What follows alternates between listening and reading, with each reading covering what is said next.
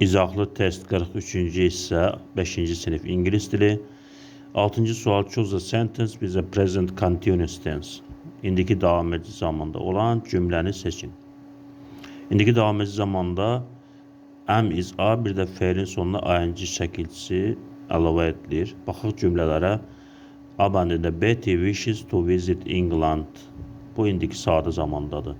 B bəndində John lives in London. Bu da indiki sadə zamandadır. C bəndində what are you drawing? Sən nə çəkirsən? A var burada. Bir də fe'lin sonunda ing şəkilçisi əlavə olunub. İndiki davam edici zamandadır. C bəndi doğru cavabdır. D bəndində volleyball is my favorite game. Voleybol mənim sevimli oyunumdur. Bu da indiki sadə zamandadır. Doğru cavab C bəndidir. 7-ci sual choose a correct prepositions. Düzgün söz önlərini seçin. Christmas is full traditions. We send card to our friends. Söz önləri işlənməsindədir. Adət ənənələrlə doludur. Christmas, milad bayramı. Bunlar is full of. Ofla olacaq.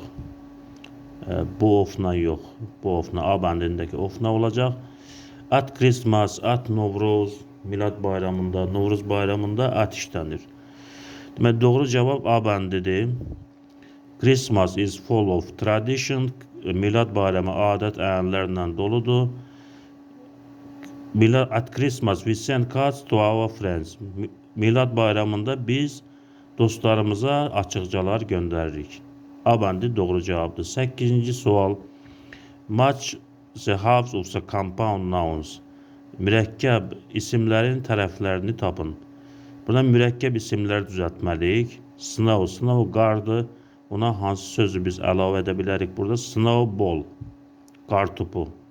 Snow qardır, ball topdur, snowball, qar topu. Bir də D bəndi olacaq. 2 time vaxt deməkdir. Vaxt sözünə, time sözünə hansı söz əlavə edə bilərik? Table. Time vaxt, table stoldur. Time table isə cədvəl. 3-cü bed.